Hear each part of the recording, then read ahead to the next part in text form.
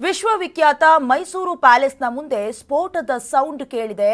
ಆ ವ್ಯಕ್ತಿ ಯಾರು, ಯಾಕೆ ಸ್ಫೋಟಿಸಿದ ಅನ್ನುವಂತ ಅನುಮಾನಗಳು ಕೂಡ ವ್ಯಕ್ತವಾಗ್ತಾ ಇದೆ. ಎಲ್ಲ ಡೀಟೇಲ್ಸ್ ಅನ್ನ ಕೊಡ್ತಾ ಹೋಗ್ತೀವಿ. ವಿಶ್ವವಿಖ್ಯಾತ ಮೈಸೂರು ಪ್ಯಾಲೇಸ್ ಮುಂದೆ ನಿನ್ನೆ ಸ್ಫೋಟವಾಗಿದೆ. ಬಲೂನ್ಗೆ ಗ್ಯಾಸ್ ತುಂಬಿಸುವಂತ ಹೊತ್ತಿನಲ್ಲಿ ಡೆಡ್ಲಿ ಬ್ಲಾಸ್ಟ್ ಆಗಿರೋದು. ನಿನ್ನೆ ದಿನ ಕ್ರಿಸ್ಮಸ್ ಇತ್ತು. ಕ್ರಿಸ್ಮಸ್ ದಿನವೇ ನಡೆದ ದುರಂತ. ಈ ದುರಂತದಲ್ಲಿ ಓರ್ವ ವ್ಯಕ್ತಿ ಮೃತಪಟ್ಟಿದ್ದಾರೆ. ಹೀಲಿಯಂ ಸಿಲಿಂಡರ್ ಸ್ಫೋಟಗೊಂಡು ಅವಘಡ ಸಂಭವಿಸಿರೋದು. ಬ್ಲಾಸ್ಟ್ ದುರಂತದಲ್ಲಿ ಮೂವರಿಗೆ ಗಂಭೀರ ಗಾಯಗಳಾಗಿದ್ದು ಅರಮನೆ ಜಯ ಮಾರ್ತಾಂಡ ಗೇಟ್ ಬಳಿ ಈ ಎಲ್ಲ ಘಟನೆ ಆಗಿರೋದು. ಹೀಲಿಯಂ ಪ್ರೆಷರ್ ಜಾಸ್ತಿಯಾಗಿ ಸ್ಫೋಟವಾದ ಶಂಕೆ ವ್ಯಕ್ತವಾಗ್ತಾ ಇದೆ. ಇನ್ನು ನಮ್ಮ ದೇಶದಲ್ಲಿ ಈ ಬಾರಿ, ಅದರಲ್ಲೂ 2025ರ ಈ ವರ್ಷದಲ್ಲಿ ಆದಂತಹ ಸ್ಫೋಟದ ಕೆಲವೊಂದಷ್ಟು ಘಟನೆಗಳಿದೆಯಲ್ಲ, ಬೆಚ್ಚಿ ಬೀಳತ್ತೆ. ವಿಶ್ವವಿಖ್ಯಾತ ಮೈಸೂರು ಪ್ಯಾಲೇಸ್ ಮುಂದೆ ಸ್ಫೋಟವಾಗಿರೋದು ಕಾರಣ ಹೀಲಿಯಂನ ತೀವ್ರತೆ ಹೆಚ್ಚಾಗಿತ್ತು ಅನ್ನೋದಾಗಿ ಗೊತ್ತಾಗ್ತಾ ಇದೆ. ಈಗಾಗಲೇ ಅರಮನೆ ಮಂಡಳಿಯ ಕ್ರಿಸ್ಮಸ್ ರಜೆ ಹಾಗೂ ಹೊಸ ವರ್ಷಾಚರಣೆಯ ಹಿನ್ನೆಲೆಯಲ್ಲಿ 10 ದಿನಗಳ ಕಾಲ ಆಯೋಜನೆ ಮಾಡಿರುವ ಮಾಗಿ ಉತ್ಸವ ಜೊತೆಗೆ ಫಲಪುಷ್ಪ ಪ್ರದರ್ಶನ ಭಾನುವಾರದಿಂದ ಆರಂಭಗೊಂಡಿತ್ತು. ಪ್ರತಿ ರಾತ್ರಿ ಈ ಸಂಗೀತ ಕಾರ್ಯಕ್ರಮ ಎಲ್ಲವನ್ನ ಕೂಡ ಆಯೋಜನೆ ಮಾಡಲಾಗ್ತಾ ಇದೆ. ನಿನ್ನೆ ರಾತ್ರಿ ಕೂಡ ಈ ವಾಸುಕಿ ವೈಭವ ತಂಡದ ಕಾರ್ಯಕ್ರಮ ನಡೀತಾ ಇತ್ತು.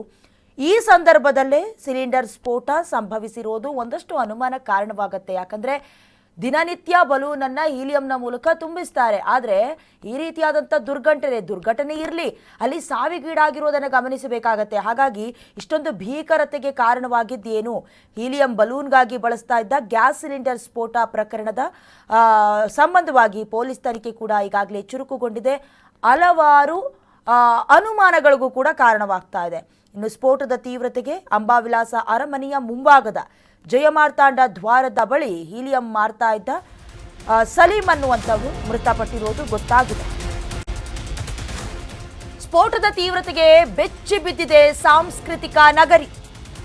ಬ್ಲಾಸ್ಟ್ನಿಂದ ಬಲೂನ್ ಮಾರಾಟಗಾರರ ದೇಹ ಛಿದ್ರವಾಗಿದೆ. ಹೀಲಿಯಂ ಸ್ಫೋಟದಿಂದ ಸಿಲಿಂಡರ್ ಕೂಡ ಛಿದ್ರವಾಗಿದೆ. ಸ್ಥಳಕ್ಕೆ ಕೆಆರ್ ಪೊಲೀಸರು ಭೇಟಿ ನೀಡಿ ಪರಿಶೀಲನೆ ನಡೆಸಿದ್ದಾರೆ. ಸ್ಫೋಟ ಪತ್ತೆ ದಳ, ಶ್ವಾನ ದಳದಿಂದಲೂ ಚೆಕ್ ನಡೀತಾ ಇದೆ. ಸಿಟಿ ಆಯುಕ್ತೆ ಸೀಮಾ ಲಾಟ್ಕರ್ ಕೂಡ ಸ್ಥಳಕ್ಕೆ ಬಂದು ಪರಿಶೀಲನೆ ನಡೆಸಿದ್ದಾರೆ. ಮೃತ ವ್ಯಕ್ತಿ ಸಲೀಂ ವಿರುದ್ಧ ಎಫ್ಐಆರ್ ದಾಖಲಾಗಿದೆ. ಇವ್ರ ವಿರುದ್ಧ ಯಾಕೆ ಎಫ್ಐಆರ್ ಅಂತಂದ್ರೆ, ಯಾವಾಗಲೂ ಕೂಡ ಬಲೂನನ್ನ ಹೀಲಿಯಂನ ಮೂಲಕ ತುಂಬಿಸ್ತಾ ಇದ್ರು. ಆದರೆ ಇದು ದೇಶಪೂರ್ವಕವಾಗಾಯ್ತಾ ಅಥವಾ ಗೊತ್ತಿಲ್ಲದೆ ಸಂಭವಿಸ್ತಾ ಅನುಮಾನಗಳು ವ್ಯಕ್ತವಾಗ್ತಾ ಇದೆ. ಇನ್ನು ಈಗಾಗಲೇ ಬೆಂಗಳೂರಿನ ಕಾಮಾಕ್ಷಿಪಾಳ್ಯದ ಲಕ್ಷ್ಮಿ, ನಂಜನಗೂಡಿನ ಮಂಜುಳಾ, ಕೋಲ್ಕತ್ತಾದ ಶಮೀನಾ ಶಬಿಲ್, ರಾಣಿಬೆನ್ನೂರಿನ ಕೊಟ್ರೇಶ್ ಅವರಿಗೆ ಗಂಭೀರ ಗಾಯಗಳಾಗಿದೆ ಅನ್ನುವಂಥ ಮಾಹಿತಿ ಕೂಡ ಲಭ್ಯವಾಗಿದೆ.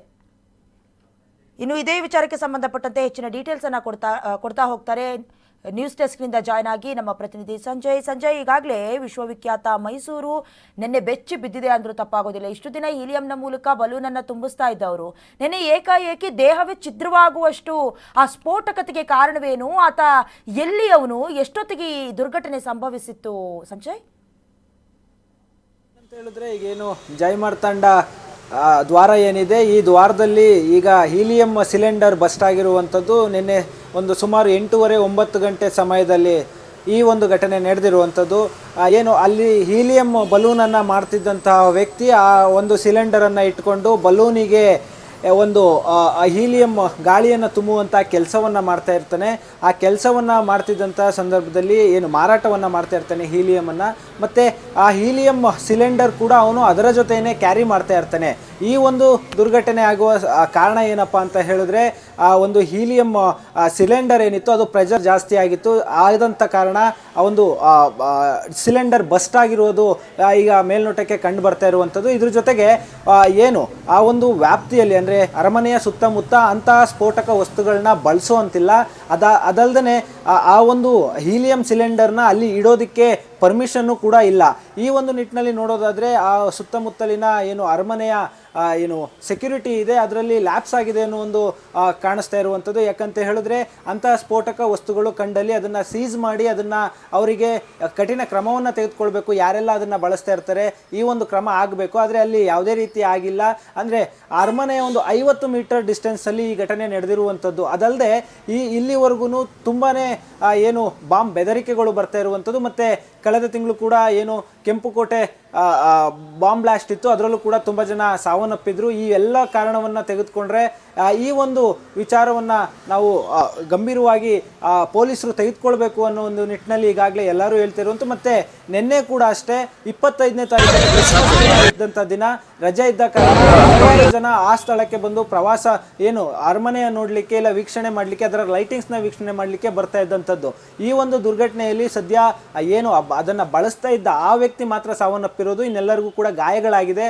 ಅವ್ರನ್ನ ಏನು ಕೇರ್ ಆಸ್ಪತ್ರೆಗೆ ದಾಖಲು ಮಾಡಿರುವಂಥದ್ದು. ಮತ್ತು ಏನು ಈಗ ಆರೋಪಿ ಇದ್ದಾನೆ ಅಂದರೆ ಏನು ಸಾವನ್ನಪ್ಪಿದ್ದಾನೆ ಆ ಒಂದು ವ್ಯಕ್ತಿಯ ಮೇಲೆ ಈಗ ಒಂದು FIR ಕೂಡ ದಾಖಲಾಗಿರುವಂಥದ್ದು. ಅಕ್ರಮವಾಗಿ ಆ ಸಿಲಿಂಡರನ್ನು ಬಳಸ್ತಿದ್ದ ಅಂತ ಹೇಳಿ ಒಂದೀಗ FIR ಕೂಡ ದಾಖಲಾಗಿರುವಂಥದ್ದು. ಇನ್ನು ಮುಂದೆ ಆದ್ರೂ ಅಂದರೆ ಹೊಸ ವರ್ಷ ಬರ್ತಾ ಇದೆ, ಜನ ಸೇರುವಂತಹ ಸ್ಥಳ, ಇನ್ನು ಮುಂದೆ ಆದ್ರೂ ಇಲ್ಲಿ ಸರಿಯಾದ ಭದ್ರತೆಯನ್ನು ವಹಿಸಿ ಅಲ್ಲಿ ಇನ್ನು ಮತ್ತಿತರ ಏನು ಅಹಿತಕರ ಘಟನೆಗಳು ನಡೆಯದ ರೀತಿ ನೋಡ್ಕೋಬೇಕು ಅನ್ನೋದೇ ಎಲ್ಲರ ಮಾತಾಗಿರುವಂಥದ್ದು. ದಯಾನ,